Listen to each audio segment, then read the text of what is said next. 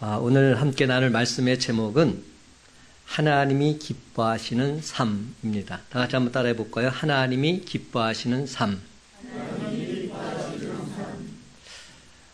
저는 매일 하루를 시작하는 데 있어서 일정한 패턴이 있습니다.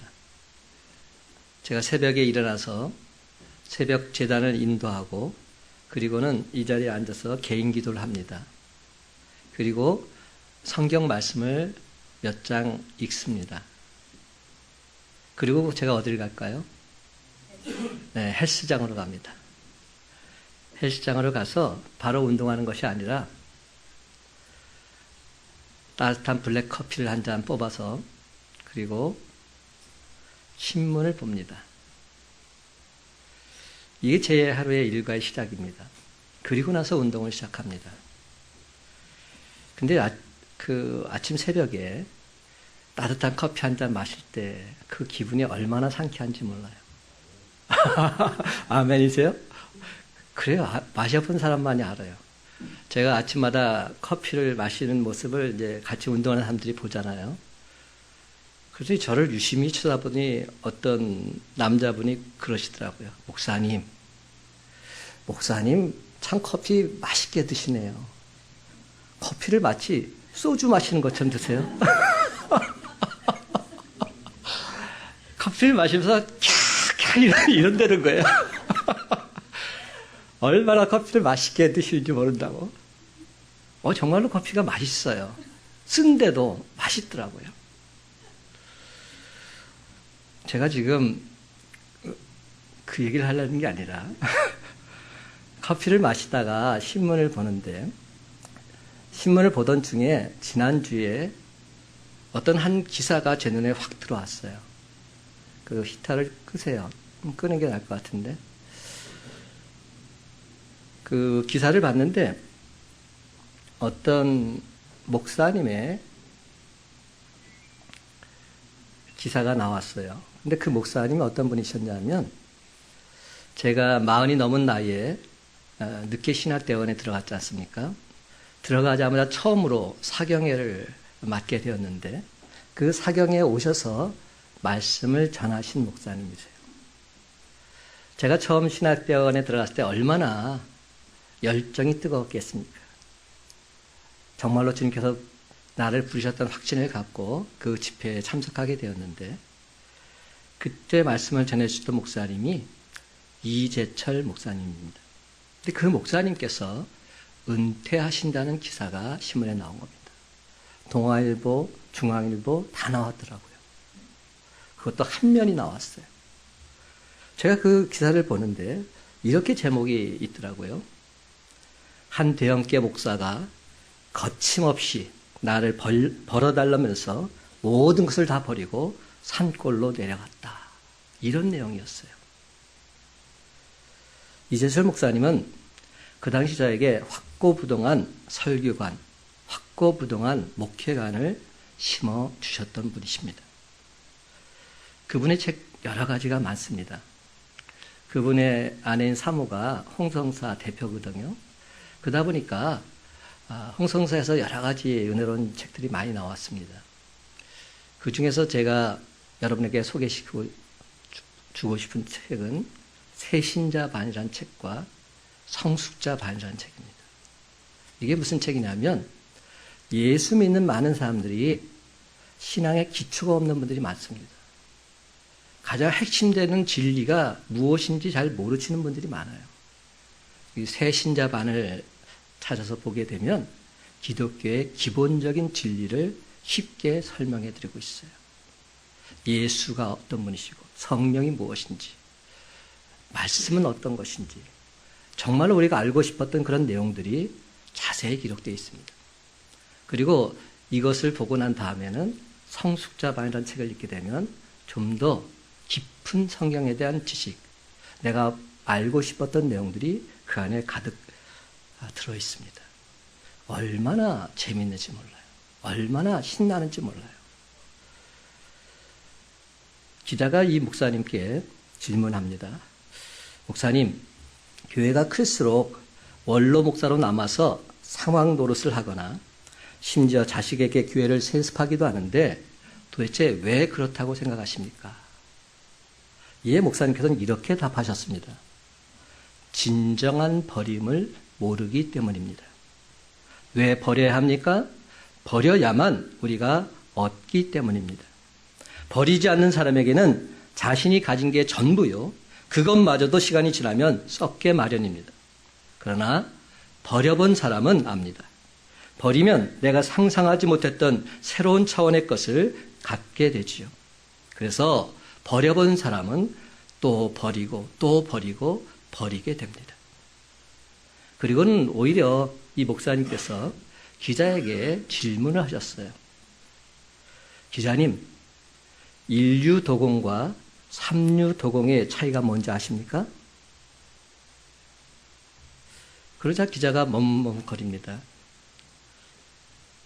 그 순간 목사님 말씀하십니다. 둘 다 진흙으로 그릇을 빚어서 가마에 집어넣습니다. 그런데 인류도공과 삼류도공의 차이는 버리는 개수에서 차이가 납니다. 인류도공은 정말로 뛰어난 걸 얻기 위해서 끊임없이 버리는 사람입니다. 버리고 버리고 또 버립니다. 그래서 가장 빼어난 작품 그 하나를 소유하는 것이죠. 그러나 그 작품에 대해는 수많은 깨어짐, 수많은 버림의 과정이 있다는 사실 잊어서는 안 됩니다. 예수님의 영성도 인류도공의 모습과 똑같습니다. 예수님은 버리고 버리고 또 버리셨습니다. 사랑하는 성도 여러분, 로마서 5장에서 사도 바울은 예수 믿는 사람들은 기쁘고 즐겁게 살아가는 존재다 말합니다. 한마디로 예수 믿는 사람들은 다 행복하다는 겁니다. 진짜로 예수 믿는 사람들은, 진짜로 하나님과의 관계가 올바로 맺혀진 사람들은 행복할 수밖에 없는 존재라는 것이죠. 그렇습니다. 내가 예수 믿고 구원받아서 천국의 기쁨과 감격을 맛보았다면 그 천국의 기쁨이 지금 내 안에 역사하고 있기에 슬픔 많은 이 세상도 항상 기뻐할 수밖에 없는 세상으로 변하게 됨을 믿으시기 바랍니다. 즐겁게 살아갈 수 있는 세상으로 온전히 변모한다는 것이죠. 제가 좋아하는 찬송가 438장 이런 찬송이에요.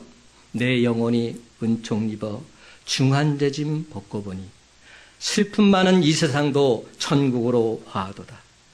할렐루야 찬양하세 내 모든 죄 사함받고 주 예수와 동행하니 그 어디나 하늘나라. 아멘입니다. 할렐루야 찬양하세 내 모든 죄 사함받고 주 예수와 동행하니 그 어디나 하늘나라. 그렇습니다, 여러분. 내 영혼이 은총 입어서 중한 죄짐을 벗고 보니까 슬픔 많은 이 세상도 천국이 된 줄로 믿습니다. 주님과 동행하면 그 어디나 하늘나라인 줄 믿으시기 바랍니다. 그렇습니다. 예수 믿으면 진정 주님 안에서 기쁨과 감격이 있습니다. 그러하기에 구원받고 난 다음에도 내 마음속에 기쁨과 감격이 없다면 그게 바로 기적인 삶을 사는 겁니다. 내가 진정 예수 믿었다면 내 안에 기쁨과 감격이 충만할 수밖에 없습니다. 사랑하는 성도 여러분, 우리가 잃어버린 것을 찾으려면 우선 먼저 그것을 어디서 잃어버렸는지 곰곰이 생각해야 됩니다. 저도 이제 나이를 먹으니까 자꾸만 건망증 비슷한 게 있어요. 그래서 내가 어디서 이걸 잃어버렸을까 찾게 됩니다. 우리가 진정 주님과 멀어지게 된 이유가 뭘까요? 주님의 품을 떠나게 된 이유가 뭘까요? 아담과 하와가 하나님 말씀에 불순종하면서부터 시작된 겁니다. 바로 죄 때문이었죠. 그렇습니다. 우리 인간이 기쁨을 잃어버린 것은 하나님과의 관계가 파괴되어져 버렸기 때문입니다. 부부간에 화평이 깨어졌는데 가정이 행복할 수는 없는 것 아니겠습니까? 그래서 오늘 본문은 이렇게 1절이 시작되고 있습니다. 함께 읽어봅시다. 시작. 그러므로 우리가 믿음으로 의롭다 하심을 받았으니 우리 주 예수 그리스도로 말미암아 하나님과 화평을 누리자. 아멘. 그러므로 우리가 믿음으로 말미암아 의롭다 하심을 받았으니 우리 주 예수 그리스도로 말미암아 하나님과 화평을 누리자. 사랑하는 성도 여러분, 여기에서 예수 그리스도로 말미암아 이 말, 또 하나 하나님과 이 말, 대단히 중요한 의미를 지니고 있습니다. 우리가 누리는 화평, 평화, 행복이라고 하는 것은 예수 그리스도로 말미암아 우리에게 주어진 것입니다. 하나님과 함께 누리는 행복, 그 행복이 진짜라는 겁니다. 이는 역으로 말하면 이 세상에서는 참된 화평, 참된 행복은 없다는 얘기가 아니겠습니까? 그렇다면 참된 행복이란 무엇일까요? 심리학자 에릭 프롬은 소유냐 존재라는 질문 앞에서 인간의 행복이 소유에 있는 것이 아니라 존재에 있음을 말한 바 있습니다. 굉장히 철학적인 얘기인데 여러분, 이 얘기는 제가 전에도 드렸어요. 우리가 예수 믿고 누리는 복이라고 하는 것은 해부동사, 즉 가지는 것이 아닙니다. 누군가 나에게 소포로 보내줄 수 있는 것이 아닌 겁니다. 행복의 열매가 있어서 내가 따먹는 것이 아니라는 말입니다. 근데 우리는 항상 예수 믿고 나서 이렇게 주님 앞에 기도하죠. 주시옵소서, 주시옵소서, 주실 줄로 믿습니다. 계속 달라고만 합니다. 소유하고자 합니다. 근데 성경은 그게 복이 아니다, 이렇게 말합니다. 복은 받는 것이 아닙니다. 세상 사람들은 항상 이렇게 말하죠. 복 많이 받으세요. 근데 성경이 말하는 복은 받는 것이 아니라는 겁니다. 신구약 성경을 면밀히 살펴보면 복은 있는 것이다, 이렇게 말합니다. 성경을 자세히 보세요. 복 있는 자는 항상 기준이 복이 있다, 이렇게 말씀합니다. 복 있는 사람이 복 있는 존재가 되는 겁니다. 지금도 많은 사람들이 소유 속에 행복이 있는 줄 알고서 거기에 목숨을 겁니다. 소유하고자. 그래서 지금까지 많은 사람들이 행복을 찾아 소유의 시장을 샅샅이 뒤지고 여기까지 왔습니다. 정치 시장에서 권력을 얻어보았지만 그 권력이 우리를 행복하게 할 수 없었습니다. 명예의 시장을 뒤져서, 사치와 허영의 시장을 뒤져서, 이 세상 시장 바닥을 샅샅이 뒤져서 땅의 것들을 얻어보았지만 그것들은 마치 바닷물과 같은 것들이었습니다. 목마른 사람이 바닷물을 마시면 어떻게 되죠? 그 바닷물을 마시면 마실수록 더더욱 깊은 갈증을 느낄 수밖에 없습니다. 그렇듯이 그것들은 많이 가지면 가질수록 우리 인생을 더 허무하게 만들고 더더욱 목마르게 만들어갈 뿐이었습니다. 그렇습니다. 세상 사람들은 무수한 세월 동안 거짓된 행복에 너무나 많이 속고 살아왔습니다. 그것들을 소유하면 행복이 있으려니 찾아가 보았지만 그것들은 마치 신기루처럼 붙들 수 없는 것들이었죠. 흙이 얻었다 할지라도 그 안에서 참된 행복은 찾을 수 없었습니다. 일시적인 것들이요, 순간적인 것들 뿐이었습니다. 그렇습니다, 여러분. 행복의 조건은 환경 속에 있는 것이 아니었습니다. 부자 청년이 예수님께 찾아와서 어떻게 하면 내가 영생을 얻을 수 있습니까? 묻습니다. 이때 예수님께서는 이렇게 말씀하셨습니다. 너를 근심하게 만들고 염려하게 만드는 모든 재물을 팔아 가난한 자들에게 나누어주고 나를 따르라. 이게 무슨 말입니까? 버리고 따르라는 겁니다. 하지만 이 부자 청년, 재물이 많은 고로 근심하며 돌아가고 말았지요. 그렇습니다, 여러분. 우리도 다 짊어지고서 예수님을 따르려고 하니까, 그러니까 얼마나 무거운지 모릅니다. 무겁게 한량 없습니다. 아니, 예수 믿은 다음에도 세상 부귀영화를 누리기 위해서 예수 믿는 것처럼 그렇게 착각하며 살아갑니다. 많은 사람들이 예수 믿고 나서 계속 소유하고자 합니다. 한마디로 진짜 행복이 뭔지 모르고 있는 겁니다. 좋은 집 필요합니다. 좋은 옷 필요합니다. 좋은 음식 필요합니다. 하지만 그 모든 것들은 내가 진정 복 있는 존재가 된 다음, 그 다음 문제입니다. 일찍이 마틴 루터는 행복은 존재의 문제요, 그것은 곧 하나님과의 관계다, 이렇게 단언했습니다. 하나님과의 관계가 바로 서지 못하면 아무 소용이 없다는 겁니다. 1절, 그러므로 우리가 믿음으로 의롭다 하심을 받았으니, 이 말을 유추해 볼 때 참된 행복을 누리는 스타트 시점은 바로 예수 그리스도를 나의 구주로 믿음으로 의롭다 하심을 받은 바로 그 시점이라는 겁니다. 근데 여기서 말하는 의란 뭡니까? 하나님의 뜻대로 사는 삶, 하나님과의 올바른 관계를 말합니다. 따라서 참된 행복이라고 하는 것은 사회, 정치, 경제, 문화의 문제가 아닙니다. 신앙의 문제입니다. 신앙이 바로 서야 한다는 겁니다.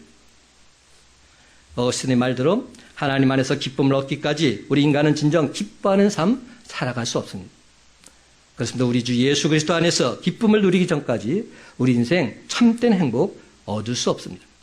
예수님 품 안에서 참된 안식을 얻기까지는 우리 인생은 진정 참된 쉼을 얻을 수 없는 존재인 것이지요. 그래서 초창기에 기독교가 사람들에게 준 가장 큰 임팩트가 뭔지 아십니까? 그들은 이렇게 말했습니다. 예수 믿고 나는 기쁩니다. 예수 믿고 나는 즐겁습니다. 예수 믿고 나는 행복합니다. 그렇습니다, 여러분. 초창기의 기독교는 예수 믿는 자들에게 참된 기쁨, 참된 감격을 가져다 주었음에 틀림이 없습니다. 초대교회 성도들의 특징이 뭡니까? 바로 하나님이 주는 감격, 기쁨이 있었다는 겁니다. 그러므로 사랑하는 성도 여러분, 오늘 시간 하나님께서 주시는 기쁨과 감격이 무엇인지 온전히 발견하시고 주님 안에서 그 기쁨, 감격 누리며 살아가는 저와 여러분의 삶이 다 되시기를 예수님의 이름으로 간절히 축원합니다. 첫 번째로 하나님이 기뻐하시는 삶은 소유하는 삶이 아니라 존재하는 삶이라는 겁니다. 소유, to have, 이게 아니라 존재하는 삶, to be라는 거예요. 여러분, 소유하는 삶, 즉 to have의 인생이 헛되다는 것을 알 수 있는 대표적인 인물이 누구죠? 바로 솔로몬입니다. 전도서를 읽다 보면 1장부터 to have의 의미가 결국 행복이 아닌 헛된 것임을 분명히 알게 됩니다. 이렇게 나오죠. 1장 2절에 헛되고 헛되며 헛되고 헛되니 모든 것이 헛되도다. 예수님은 우리가 to have, 즉 뭔가를 소유하고자 하는 존재에서 하나님을 사랑하는 to be의 존재로 변화되길 원하십니다. 근데 하나님과 의의 관계가 맺어진 후에야 비로소 그에 따른 행동들이 자연스럽게 나올 수 있는 겁니다. 사랑하는 성도 여러분, 남녀가 사랑하면 같이 밥도 먹을 수 있습니다. 근데 밥을 같이 먹는다고 해서 남녀가 사랑하는 것 아닙니다. 참된 행복이 뭘까요? 서로가 투비가 될 때 경험할 수 있습니다. 어제 우리 신현주 집사 결혼식이 있었어요. 제가 사회를 봤는데 신현주 집사랑 철민 형제가 드디어 결혼을 했습니다. 제가 주례 말씀을 창세기 2장 말씀 갖고 선포했습니다. 둘이 한 몸을 이룰지로다. 제가 그 말씀을 전하는데 우리 연주자매가 바로 제 눈앞에서 아멘, 아멘 하면서 얼마나 말씀을 잘 받던지요. 그 모습을 보고 있던 제 마음이 짠했어요. 마치 큰 딸을 시집 보낸 아비의 마음 같은 그런 생각이 들었어요. 얼마나 감사하던지요. 아담이 하와에게 뭐라고 말했어요? 당신은 내 뼈 중에 뼈요, 내 살 중에 살입니다. 여러분, 이 무슨 뜻입니까? 내가 곧 당신입니다. 이런 뜻이죠. 당신이 곧 나요, 내가 곧 당신입니다. 이게 바로 존재의 의미가 아니겠습니까? 당신이 있어서 행복합니다. 이게 참된 행복이죠. 예수님께서는 너희에게 복이 임하기를 바란다는 식의 접근하지 않으셨어요. 예수님의 그 산상순의 팔복 나오잖아요. 맨 처음에 어떻게 시작됩니까? 심령이 가난한 자는 복이 있나니 천국의 그들의 것이며, 심령이 가난한 자는 복이 있다는 겁니다. 마음이 가난한 것 그 자체가 복이다, 이렇게 말씀하고 있는 겁니다. 내가 예수 믿고서 제사함 받아서 이미 복된 존재가 되었다 선포하고 있는 겁니다. 내가 예수 믿고 주님의 자녀가 되었다면 저와 여러분은 이미 복받은 자들입니다. 복 있는 존재들입니다.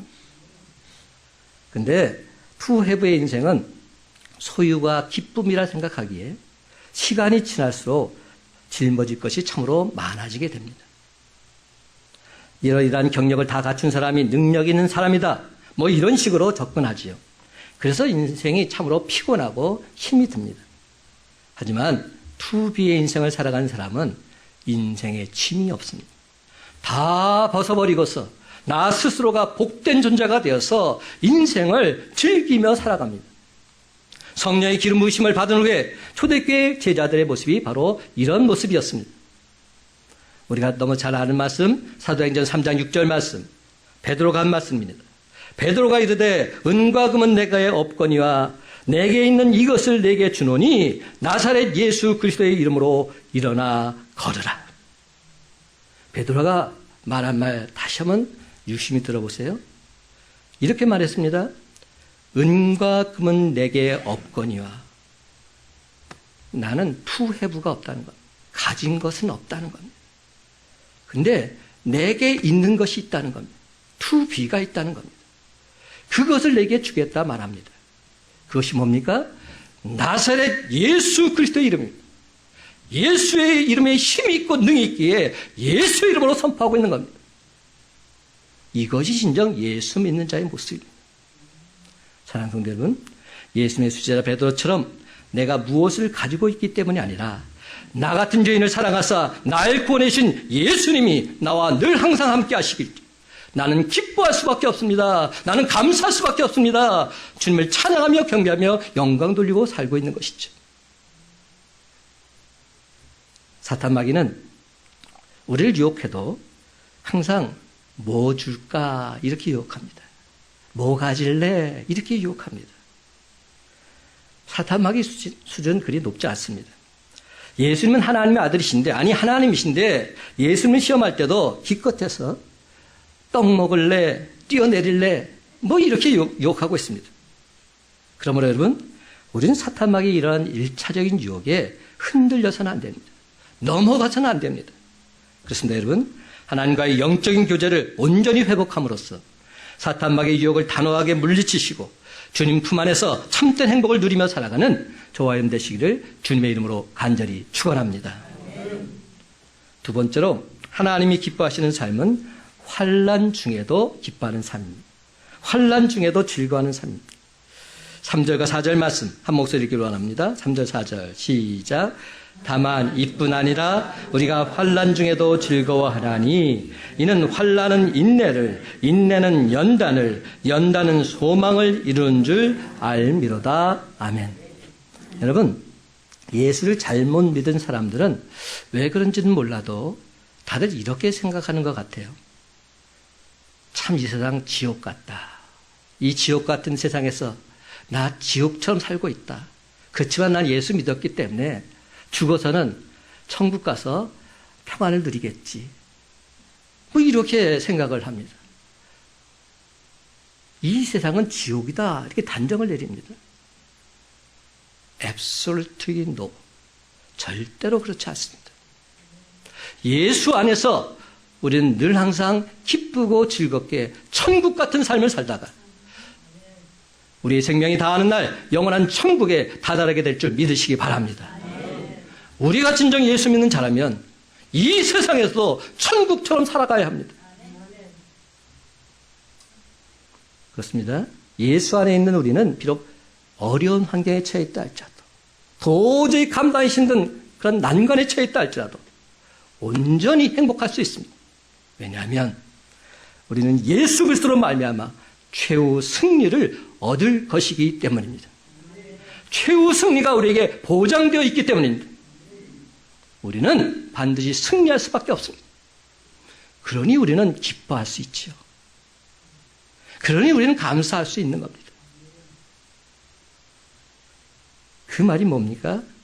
다만 이뿐 아니라 우리가 환난 중에도 즐거워하나니. 바로 이 말입니다. 환난 중에도 즐거워할 수 있는 이유가 여기에 있다는 겁니다. 사랑하는 성도 여러분, 예수 믿는 우리는 환난이 없을 때만 즐거워하는 것이 아닙니다. 환난이 끝난 다음에도 즐거워하는 것, 그것 아닙니다. 환난의 고난 가운데 푹 빠져 있다 할지라도, 내가 지금 환난 가운데 깊숙이 떨어져 있다 할지라도 주님이 나와 동행하시면 한다면 나는 반드시 즐거워할 수 있고 나는 항상 기뻐할 수 있으며 늘 언제나 행복한 삶을 살아갈 수 있는 줄 믿으시기 바랍니다. 그런데 여러분, 이 세상에 환난을 즐기는 사람 과연 얼마나 있을까요? 그러나 예수 믿는 우리에게는 환난의 프리미엄이 있습니다. 고난의 보너스가 있습니다. 오늘 성경 분명히 말씀합니다. 주님의 자녀가 환난을 당하면 인내하게 된다고. 인내하다 보면 연단을 받게 되고, 연단을 받다 보면 영광을 바라보는 소망이 커지게 된다고 분명히 말씀합니다. 환난을 모르고 지내던 평소보다 하나님의 영광이 더 크게 보이게 되는 것입니다. 그렇습니다. 환난의 때에는 전에는 전혀 들리지 않았던 하나님의 음성이 들리기 시작합니다. 돈이 우리 인생을 유지하고 물질이 우리 행복을 인도하는 줄 그렇게 알고 살아가던 사람이 모진 힘들고 어려운 경험을 겪다 보면 온전한 깨달음을 알게 됩니다. 아, 인생은 돈을 의지하고 살아가는 존재가 아니로구나. 하나님을 의지하고 살아가는 존재라구나. 근데 투회부의 사람들에게 있어서 환난의 의미는 어떻게 다가올까요? 가지고 있는 것의 손실을 뜻할 뿐입니다. 하지만 절대 기쁨을 가지고 있는 투비의 사람들은 환난을 투자해서 인내를 얻었다 생각합니다. 그렇습니다. 인내를 투자해서 연단을 바라보게 됩니다. 그리고 그 연단은 결국 소망을 바라보게 하는 겁니다. 진짜 인물은 환난의 현장에서 나오게 되어 있습니다. 그러기에 하나님께서도 당신의 사람을 광야에서 키우시는 겁니다. 광야에서 연단을 받아야 소망을 품게 되기 때문입니다. 예수를 잘 믿어도 우리에겐 여전히 힘들고 어려운 일들 다가오게 되어 있습니다. 그러나 그 어려움이 주는 유익이 있기에 우리는 결단코 매몰되지 않습니다. 망하지 않습니다. 환난은 인내를, 인내는 연단을, 연단은 소망을 이루는 줄 알미로다. 아멘입니다. 사랑하는 성도 여러분, 우리가 인생을 살다가 실망하는데도 두 가지가 있다는 걸 아십니까? 아직 희망하는 존재가 되지 못했기에 실망한다는 것, 이것은 가치 있는 실망입니다.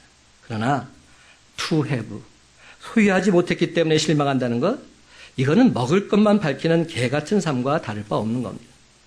그러므로 그 어떤 경우에도 결단코 흔들리지 마시고 주 안에서 항상 기뻐하면서 사랑의 존재로, 희망의 존재로 소원의 향거를 향해서 힘차게 나아가시기 바랍니다. 그렇습니다, 여러분. 환난은 인내를, 인내는 연단을, 연단은 소망을 이룬 줄 믿고서 환난 중에도 하나님의 영광을 바라보면서 늘 항상 기뻐하고 즐거워하는 저와 여러분의 복된 삶이 다 되시기를 예수님의 이름으로 간절히 축원합니다. 마지막 세 번째로, 하나님이 기뻐하시는 삶은 참된 행복을 전하는 삶입니다. 하나님께서 진정 기뻐하시는 삶은 내가 참된 행복을 누리고 맛보았다면 이제는 전하는 자가 되어라. 전하는 자가 뭡니까? 제자된 삶을 살아라. 이렇게 말씀하고 있는 겁니다. 11절 말씀 함께 읽어봅시다. 11절 시작. 그뿐 아니라 이제 우리로 화목하게 하신 우리 주 예수 그리스도로 말미암아 하나님 안에서 또한 즐거워하느니라. 아멘. 먼저 1절에 화평을 누리자라는 말이 있었죠. 그 화평을 누리자라는 말의 원문을 정확히 번역해 보면 화평을 즐기자 이렇게 번역할 수 있습니다. 화평을 즐기라는 겁니다. 우리 가운데도 하나님 말씀을 그냥 듣고 앉아있는 사람이 있는 반면에 하나님 말씀과 더불어서 아름다운 교제를 나누면서 그 말씀을 즐기는 사람이 있습니다. 그래서 오늘 본문에 보면 즐거워한다는 말이 반복적으로 등장하고 있습니다. 2절 하나님의 영광을 바라보고 즐거워하느니라. 3절 환난 중에도 즐거워하나니. 11절 하나님 안에서 또한 즐거워하느니라. 사랑하는 성도 여러분, 저는 목사가 된 이후에 작고 소박한 꿈이 하나 있습니다. 인생의 방황은 하나님을 만나면 끝이 나고 신앙의 방황은 좋은 교회를 만나면 끝이 난다고 했습니다. 저는 우리 교회가 바로 그런 교회가 되었으면 그런 바람이 있습니다. 그래서 우리 교회 성도들이 주님 품 안에서 모두 다 기쁘고 즐겁게 살아갔으면 좋겠습니다. 진정 주님이 주신 참된 행복을 맛보며 살아갔으면 좋겠습니다. 이것이 제 꿈입니다. 하지만 우리 성도들 가운데 문득 넘어지고 영적인 침체에 빠져드는 분들을 보게 되면 얼마나 제 마음이 미어지는지 모릅니다. 참으로 안타깝게도 그들의 내면 세계를 들여다보면 관념적인 신앙생활을 하고 있음을 발견할 수 있게 됩니다. 이 험한 세상 살아가자면 세련된 종교 하나쯤은 가지고 있는 게 좋은 거 아니겠어? 주일날 가서 1시간 예배 드리고 나면 내 마음이 얼마나 편해지는지 몰라. 여러분, 기독교는 세상 종교와는 다릅니다. 단지 내 마음의 평안을 얻기 위해서 나오는 것, 그것이 교회가 아니라는 겁니다. 내 마음의 평안을 얻기 위해서 교회가 나온다면 다른 곳에서 충분히 그 평안을 누릴 수 있습니다. 주일은 뭡니까? 일요일이 아니라 주님의 날입니다. 주의 날. 우리 주님께서 사망 권세에 이기시고 부활하신 날이 주일입니다. 그러므로 죽어가던 우리의 모든 심령이 주님 전에 나와서 예배를 통해서 다시금 새롭게 살아나야 되는 것입니다. 우리 생명이 온전히 회복되어야만 하는 것입니다. 그렇습니다, 여러분. 진정 죽느냐 사느냐의 문제가 달려 있습니다. 예배 시간이 바로 그런 시간이 되어야 합니다. 죽느냐 사느냐. 사랑하는 성도 여러분, 우리 그리스도인들은 영원한 하늘나라를 소망하는 자들이지요. 이를 분명히 알기에 고난 가운데서도 행복할 수 있는 사람들입니다. 환난 가운데서 기뻐하며 즐거워할 수 있는 사람들입니다.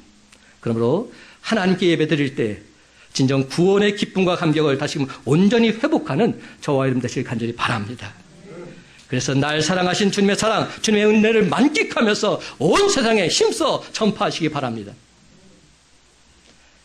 그런데 여러분, 혹여 복잡하게 얽히고 설킨 크나큰 상처를 가슴에 안고서 이 자리에 나오신 분 계십니까? 오늘 시간 하나님께 예배 드릴 때 세상이 줄 수 없는 참된 유라, 평강 맛보게 되시기 바랍니다. 우리 주님 품 안에서 세상이 줄 수 없는 참된 행복 누리시기 바랍니다. 하나님의 사람 다윗은 일찍이 이런 고백을 했습니다. 시편 84편 10절 말씀. 주의 궁정에서의 한날이 다른 곳에서의 첫날보다 나은즉 악인의 장막에 사는 것보다 내 하나님의 성전 문지기로 있는 것이 좋사오니. 여러분, 이 말 다시 한번 곱씹어 보십시다. 악인의 집에서 평안하게 살아가는 것보다 하나님의 성전에서 내가 문지기를 하면서 힘들고 어렵게 살아가는 것, 때로는 갈등을 느끼면서 살아가는 것, 이것이 더 행복합니다. 이렇게 말하고 있는 겁니다. 여러분, 문지기의 삶이 얼마나 고달플까요? 생각해 보셨어요? 그 성전을 지킨다는 거 쉬운 일 아닙니다. 그러다 보면 별의별 힘들고 어려운 일들 많이 경험하게 되지요. 몇십 천대 받게 됩니다. 그런데도 다윗은 말합니다. 그래도 나는 하나님의 전에서 성전 문지기를 하겠습니다. 왜냐? 그것이 가장 행복한 삶인 줄 알기 때문에. 그렇습니다. 이는 악인의 집에서 평안히 살아가는 것보다 하나님의 전에서 때로는 갈등을 느끼면서 살아가는 것이 오히려 참된 행복이다. 이 메시지를 전해주고 있는 겁니다. 그렇다면 여러분, 다시 왜 이렇게 고백하고 있을까요? 이는 그가 신앙의 참맛을 알았기 때문에, 고난의 신비를 깨달아 알았기 때문에, 그는 진정 영생의 기쁨과 감격을 맛보면서 살았던 행복한 사람이기에 이렇게 당당하게 말할 수 있는 것입니다. 사랑하는 성도 여러분, 과연 우리가 어떻게 하나님이 기뻐하시는 삶을 살아갈 수 있을까요?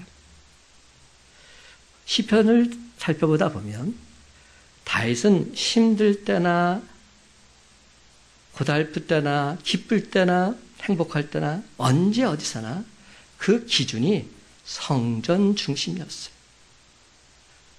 시편의 모든 내용들은 성전을 향해서 나아가는 장면으로 끝나고 있습니다. 내가 주의 성전에서 주님을 찬양합니다. 이렇게 고백하고 있어요. 그렇다는 얘기는 뭡니까? 다윗처럼 성령의 기름부심이 넘쳐난 예배의 자리를 사모하는 저와 여러분 되시길 간절히 바랍니다. 그 예배의 자리에 온전히 거하는 저와 여러분 되기를 간절히 바랍니다. 그렇습니다, 여러분. 주일은 주님 안에서 참된 행복을 맛보는 날입니다. 참된 안식을 누리는 날입니다.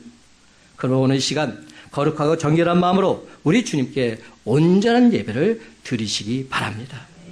찬송가 446장은 이렇게 노래합니다. 주 음성 외에는 참 기쁨 없다. 날 사랑하신 주 늘 계시옵소서. 기쁘고 기쁘도다 항상 기쁘도다. 나 주께 왔사오니 복 주옵소서. 사랑하는 성도 여러분, 이제부로는 주님의 음성이 나의 기쁨인 줄로 믿습니다. 주님의 말씀이 나의 즐거움인 줄로 믿습니다. 주님의 성전이 내 행복의 근원이요 나의 유일한 샘물인 줄 믿으시기 바랍니다. 사랑하는 성도 여러분, 특별히 오늘 이 시간 제가 말씀을 맺으면서 책 한 권을 소개하고자 합니다. 찰스 프라이스가 지은 책인데요. 예수님 위에 살려고 하지 말라, 이런 책입니다. 예수님 위에 살려고 하지 말라. 책 제목이 좀 묘하지요? 근데 그 밑에 작은 글씨로 이렇게 쓰여져 있습니다. 예수님이 내 안에 살게 하라. 예수님 위에 살려고 하지 말라. 예수님이 내 안에 살게 하라. 그렇습니다. 이제는 내가 예수님을 위해서 살려 하지 마시고 내 안에 예수님이 내주하시는 그런 삶을 살아가시기 바랍니다. 우리는 하나님 일에 자신의 삶 바치기를 너무나도 원합니다. 어찌 보면 그것은 마땅하고 옳은 일이지요. 하지만 그렇게 살다 보니 불가능한 일을 시도하는 부담감, 의무감에 억눌릴 때가 얼마나 많은지 모릅니다. 그렇게 된 까닭은 그리스도 안에서 내게 주어진 능력이 아니라 자꾸만 나 자신의 힘과 능력으로 그렇게 살려고 하기 때문은 아닐까요? 사랑하는 성도 여러분, 예수님이 내 안에 거하고 내가 그 안에 거하는 삶, 주님이 나를 통해서 역사하시는 삶, 이것이야말로 진정 하나님께서 기뻐하시는 삶이요 참된 행복을 전하는 참된 삶인 줄 믿으시기 바랍니다. 이제 말씀을 맺습니다. 사랑하는 성도 여러분, 진정 복 있는 자답게 주 안에 있는 나에게 딴 근심이 있으랴 힘차게 찬송하면서 내 안에 있는 주님 온 세상에 기쁘게 전하며 살아가는 저와 여러분의 복된 삶이 다 되시기를 예수님의 이름으로 간절히 축원합니다.